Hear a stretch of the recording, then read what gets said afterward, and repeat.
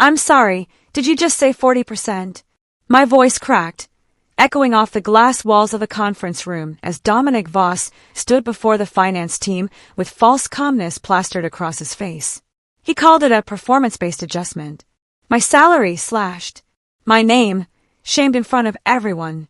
My body shook as whispers rippled through the room like wildfire. He pulled out a printed spreadsheet, claiming it proved my accounting errors I never made. I saw pity in my coworkers' eyes, and humiliation burned through me like acid. He smirked slightly, satisfied with himself, then said in that cold voice of his, "Next quarter, maybe you'll learn that accuracy has value." I wanted to scream, to defend myself, to tell everyone he was lying, but my throat closed up. The meeting ended with my reputation in ruins. My name is Mara Ellison, and I didn't know it yet, but this moment was the beginning of his downfall.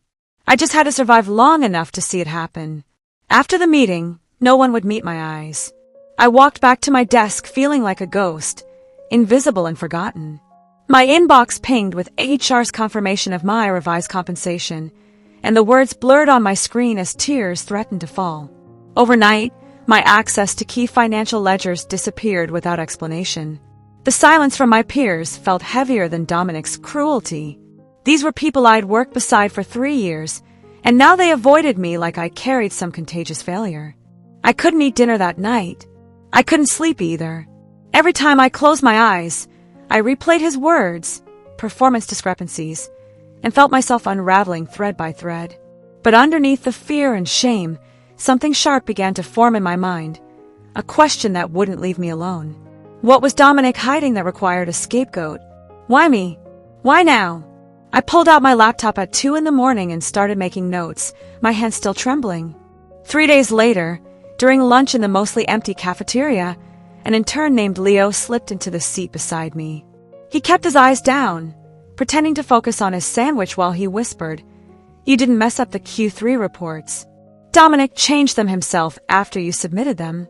I froze with my fork halfway to my mouth. Before I could ask anything, Leo stood up quickly and hurried away, disappearing into the crowd before anyone could see us talking. That night, I stayed late at the office, my heart pounding as I dug through archived folders on the backup drive we all had access to but rarely used. And there it was, hidden in a subfolder dated 2 months back. 2 versions of the same quarterly report. The numbers didn't match at all. Someone had tampered with the final version, inflating expenses in some areas and deflating revenue in others. Someone with high-level access and administrative permissions. Someone powerful enough to cover their tracks, or so they thought. I waited until Friday afternoon when most people had left early. Then I walked into Dominic's office and closed the door behind me. My hands were sweating, but I forced myself to speak clearly. The Q3 reports. There are 2 versions. I have both. He looked up from his computer, and instead of panic, he laughed. Actually laughed, like I told him a joke. "You're being emotional, Mara.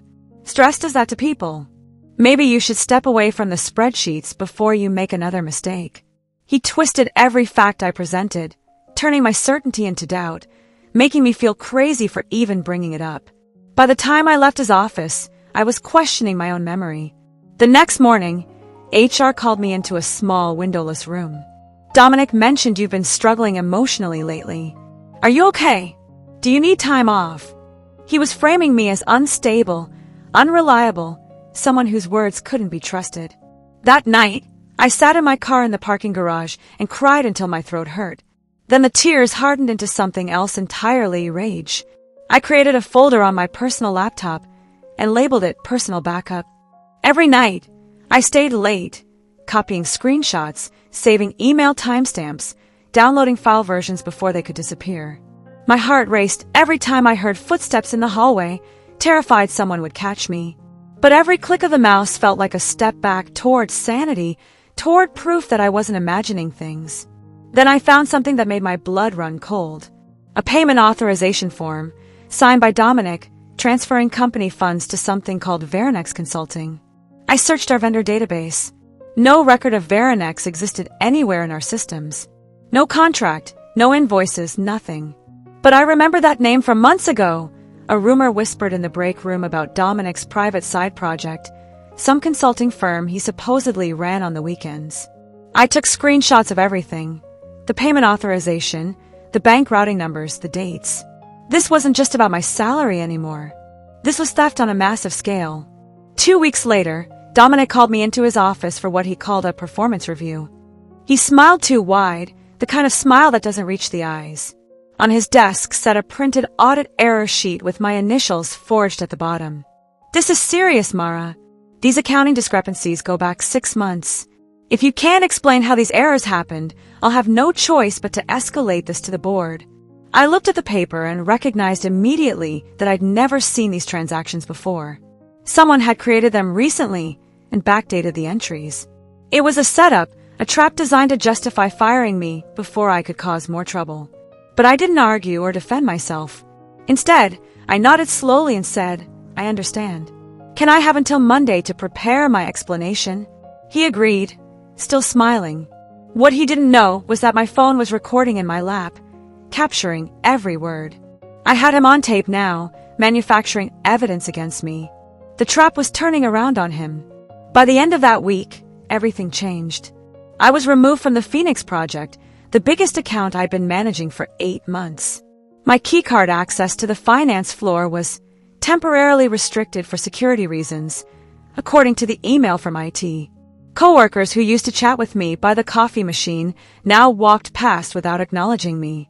Even Leo, the intern who'd first warned me, avoided eye contact when we passed in the hallway. The company's toxic hierarchy became suffocating, and I felt myself being erased from the organization piece by piece. But while they isolated me, thinking I was helpless, I was still watching. Every lockout, every access denial, every passive-aggressive email from HR got documented and timestamped. They thought they were silencing me. They were actually giving me evidence of retaliation. I started emailing copies of everything to my personal account, building a timeline that would eventually tell the whole story. I wasn't going quietly. Late one Tuesday night, while working remotely and accessing archived data through the VPN, I accidentally clicked on a shared drive I didn't recognize. It belonged to Dominic's executive assistant, and somehow the permissions were set wrong. Inside, I found duplicate financial ledgers, 2 complete sets of books. One showed the real transactions, the actual money flowing in and out of the company. The other showed what was being reported to the board and shareholders.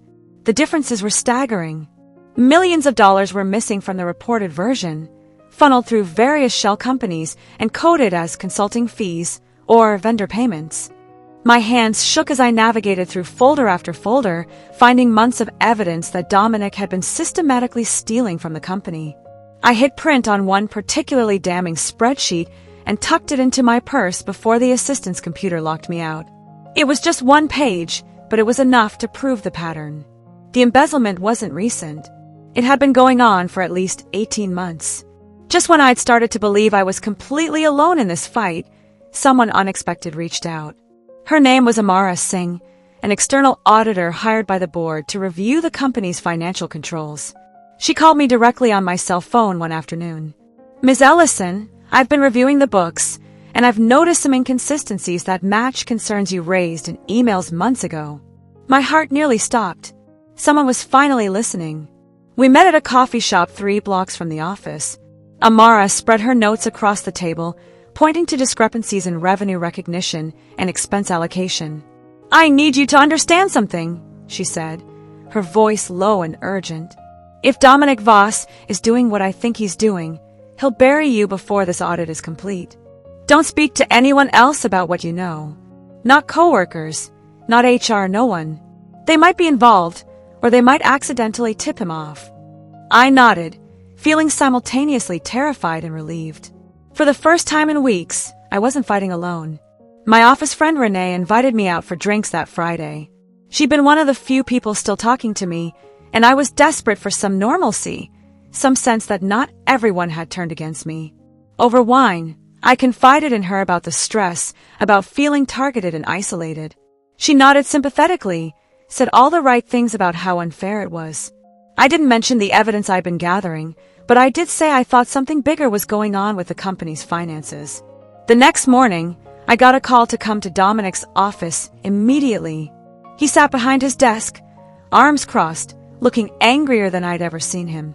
"You've been making false accusations about financial impropriety. That's defamation, and it's grounds for immediate termination." My stomach dropped. Renee had reported everything I'd said. She pretended to be my friend while feeding information straight to him. I almost broke down right there, but something in me snapped into focus instead. I smiled and said calmly, "Then prove it. Prove your books are clean." His eyes narrowed. He wasn't expecting that response. For the first time, he looked uncertain. 2 days later, I found a note on my desk, printed on plain paper with no signature. "Stop digging or you'll regret it." I scanned the office, but no one was looking my way. Everyone seemed absorbed in their work, typing away at keyboards or talking on phones. That night, as I walked to my car in the dim parking garage, I noticed something wrong. All 4 of my tires had been slashed, the rubber hanging in shreds.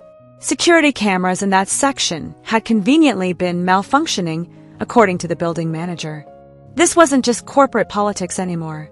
This was intimidation, possibly even a threat to my safety.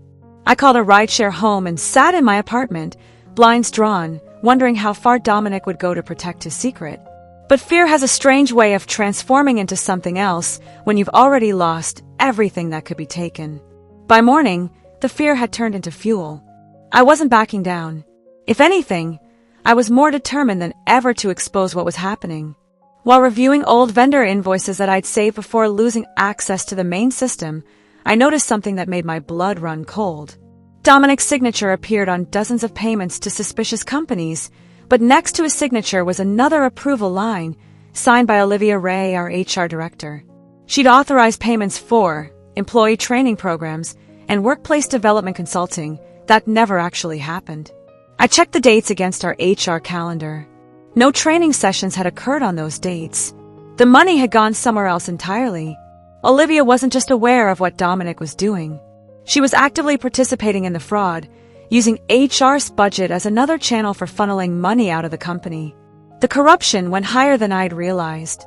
I forwarded copies of these invoices to my encrypted personal folder and added them to the growing evidence file. How many other executives were involved?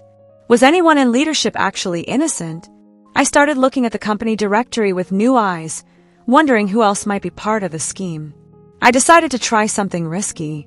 Using a fake internal email account I'd created, I sent Dominic a memo formatted to look like it came from the board's audit committee. The subject line read, "Preliminary notice, forensic audit scheduled Q2. The message was vague but threatening, mentioning that external forensic accountants would be reviewing all financial transactions from the past 2 years. I sent it late on a Thursday night and then watched from my restricted access point to see what would happen. Within 24 hours, Dominic had initiated multiple wire transfers, moving large sums of money between 3 different shell companies. He was panicking, trying to hide the money before auditors could trace it. But what he didn't know was that Amara had helped me set up monitoring on those specific accounts. Every transaction he made was being recorded, timestamped, and automatically backed up to a secure server. He was essentially documenting his own guilt, creating a perfect trail of evidence that showed consciousness of wrongdoing. I watched the transfers appear in real time and felt a grim satisfaction. He was making this easy.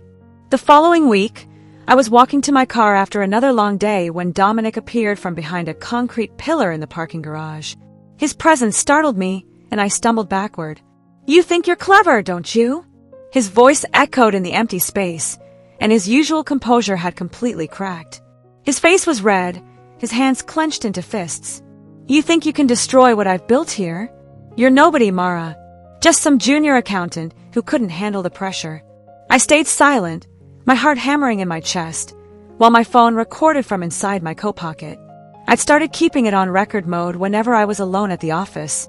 "If you keep pushing this," he continued, stepping closer, "you'll regret it. I promise you that. There are ways to make your life very difficult." His words were threatening, his tone aggressive, and every syllable was being captured. When he finally stormed off, I stood there shaking, but I also felt a surge of triumph. He'd just given me the missing puzzle piece, evidence of direct threats and witness intimidation. This recording would be devastating in court. The next Monday, something unexpected happened. An anonymous email landed in the board of directors' inbox containing partial financial documents that showed discrepancies between reported and actual expenses. I didn't send it, and I immediately suspected Amara. She told me she would handle things strategically when the time was right. Dominic called an emergency meeting of all senior staff, and I watched from my desk as executives hurried into the conference room. Through the glass walls, I could see him sweating, gesturing frantically, his usual calm completely gone. "Someone is manipulating our numbers," he insisted loudly enough for me to hear. "We have a serious data breach, possibly a disgruntled employee trying to sabotage the company." He was trying to frame the evidence as falsified, as if someone was making up the discrepancies rather than exposing real fraud. I watched his panic with quiet satisfaction. The walls were closing in, and he knew it. He kept glancing around the room, as if trying to identify who had turned against him.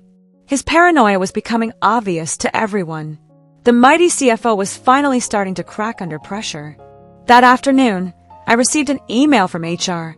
Effective immediately, you are suspended pending the outcome of an internal investigation into allegations of data theft and corporate sabotage. My keycard was deactivated. My work laptop was confiscated. I was escorted from the building by security like some kind of criminal.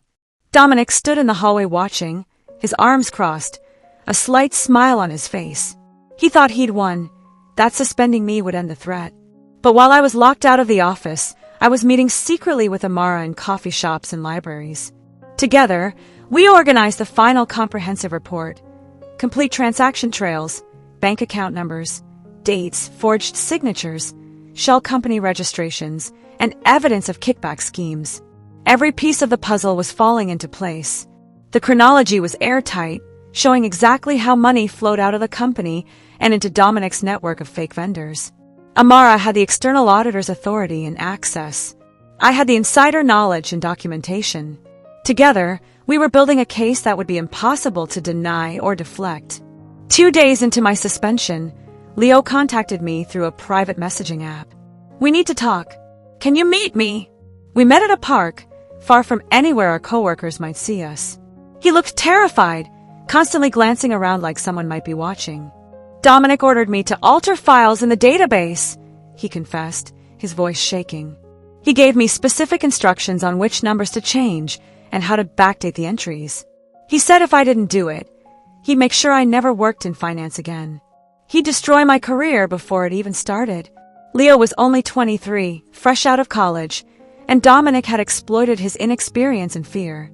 I recorded everything he told me, and then I had him write it down and sign a statement describing exactly what he'd been forced to do, when it happened, and what Dominic had said. My evidence now included direct witness testimony from someone who'd participated in the fraud under duress. This was huge. It corroborated everything else and proved that Dominic had intentionally manipulated financial records. Leo was scared, but he was also relieved to finally tell the truth. The day of the official audit presentation arrived 3 weeks later. I wasn't allowed in the building, but Amara kept me updated via text. Dominic walked into the boardroom that morning looking confident, even arrogant. He'd spent weeks preparing his defense, crafting explanations for any questions that might arise. The board members sat around the long table as Amara began her presentation. One slide in, she displayed a comparison chart showing reported versus actual expenses. Dominic's confidence faltered. By slide 3, which showed wire transfers to shell companies, his face had gone pale. Slide 5 displayed the forged documents with highlighted signatures. Slide 7 showed Leo's signed testimony. His eyes darted across the room and apparently landed on my photo in the organizational chart that was still displayed on one of the monitors. Even though I wasn't physically there, he knew exactly who was behind this. "Amara texted me, he knows. He's falling apart." I sat in my apartment, staring at my phone, feeling a mixture of vindication and residual fear. This was really happening. The truth was finally coming out. That night, Dominic went into damage control mode. According to Amara's sources in IT, he deleted databases, erased backup files, and called the technology department claiming there was a critical data breach that required immediate containment.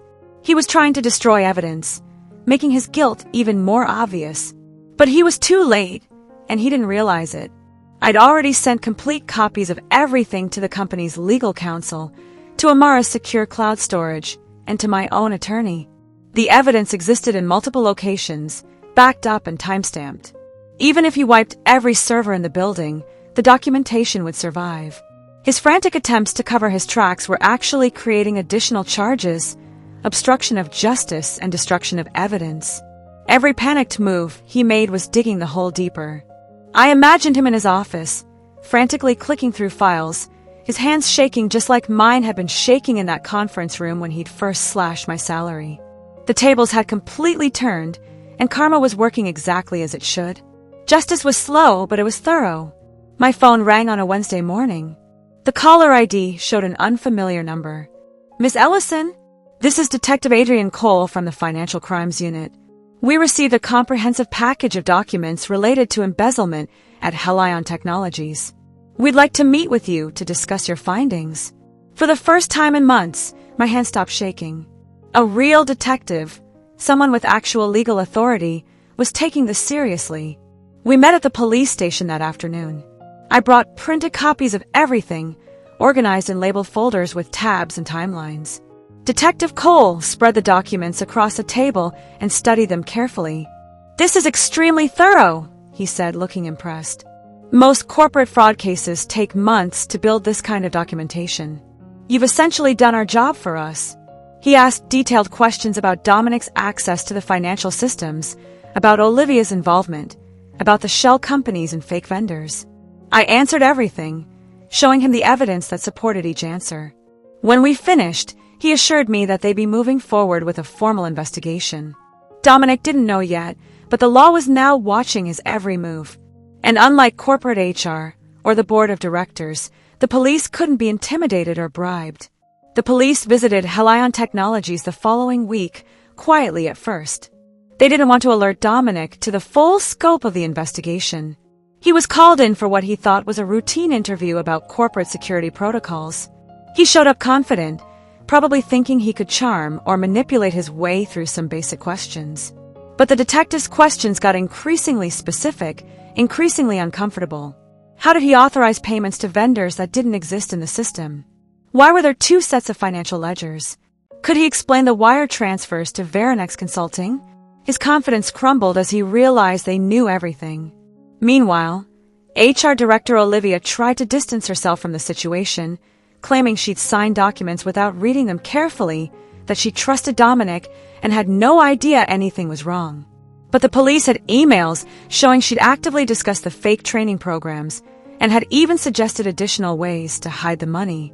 The walls were closing in on both of them, and their desperate attempts to avoid responsibility only made them look more guilty. Other employees started coming forward too, sharing stories of intimidation and pressure. The final board meeting happened on a Tuesday morning. I wasn't there, but Amara described it to me in detail later. The directors had gathered to discuss the audit findings and determine next steps. Dominic arrived early, apparently trying to control the narrative one last time, when law enforcement officers walked into the conference room mid-presentation. "Dominic Voss, you're under arrest for corporate embezzlement, fraud, and obstruction of justice." The entire floor went silent. You could have heard a pin drop. Cameras from security footage captured everything as officers read him his rights and placed him in handcuffs. Employees gathered in the hallway, watching through the glass walls as their CFO was led away. He turned back once, his eyes scanning the crowd, and several people said he looked directly at where I would have been sitting if I hadn't been suspended. His mouth moved, and someone claimed they heard him whisper, "She set me up." But I wasn't there to hear it. I was at home, getting a call from Detective Cole. "It's done. He's in custody. You were right about everything." I sat down on my couch and finally let myself cry, but these tears were different. These were tears of relief, of vindication, of justice finally served. Dominic's arrest triggered a cascade of consequences. Olivia resigned that same afternoon, knowing criminal charges were likely coming for her as well. The media descended on Helion Technologies, with news vans parked outside and reporters asking employees for comments. People who'd avoided me for months suddenly wanted to talk, to apologize, to explain that they felt pressured to ignore what was happening. I didn't respond to most of them. The board called an emergency meeting and voted to reinstate my full salary retroactively, plus a substantial settlement for defamation, emotional distress, and wrongful retaliation. They offered me my job back with a promotion. But sitting in the lawyer's office as they explained the settlement, I realized something important. I didn't want to go back. That company had allowed a toxic culture to flourish. They'd sided with power over truth. They'd isolated me when I needed support. The money was nice, necessary even after months of reduced income. But I didn't know them my future. I signed the settlement agreement and declined their job offer. I was done with Helion Technologies forever. That chapter of my life was closed, and I was ready to move forward on my own terms. I went to the office one last time to pack up my personal belongings. Dominic's nameplate had already been removed from his door, leaving a clean rectangle on the wall where it used to hang. The executive floor felt different now, quieter, less intimidating. Employees nodded to me in the hallways. Some even apologized directly. I didn't say much. I gathered my photos, my desk plant, a few books. As I was leaving, Dominic's former assistant stopped me, her eyes red from crying. I didn't know, she insisted. I just followed his instructions. I never looked at what was actually in those files. I believed her, mostly. She'd been another person caught in Dominic's web of manipulation. I handed her my security badge and ID card, setting them on her desk. He cut my salary to cover his theft. I said simply, I just balanced the books.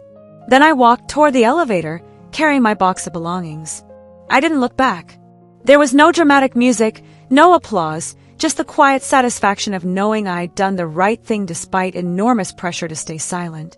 The elevator doors closed, and I descended to the lobby, ready to start whatever came next. 6 weeks later, I received a phone call from Anderson and Price Financial, one of Helion's biggest competitors. Miss Ellison, we've been following your situation in the news. We're impressed by your integrity and your technical skills. We'd like to offer you a position as our new chief financial officer. I almost dropped my phone. CFO, the position I'd spent years working toward, was suddenly being offered because I'd refused to let corruption win. We met for interviews, discussed vision and values, talked about building ethical finance departments. They offered a salary that was nearly double what I'd been making before Dominic's cut, plus stock options and a comprehensive benefits package. As I sat in my apartment, reading through the offer letter, my laptop dinged with a news alert. Former Helion CFO Dominic Voss sentenced to 8 years for embezzlement and fraud. The article detailed how he'd stolen over $4 million through shell companies and fake vendors, how he'd retaliated against whistleblowers, how his actions had damaged dozens of careers. I closed the laptop and smiled. Justice hadn't come fast, but it had come perfectly. I signed the offer letter from Anderson and Price and emailed it back. My career wasn't ending because of what Dominic did. It was just beginning, stronger than ever, built on a foundation of truth instead of fear. And this time, I knew exactly what real leadership looked like and what it definitely didn't. Please do well to follow me because I have more to tell you. Revenge Hood is saying thank you.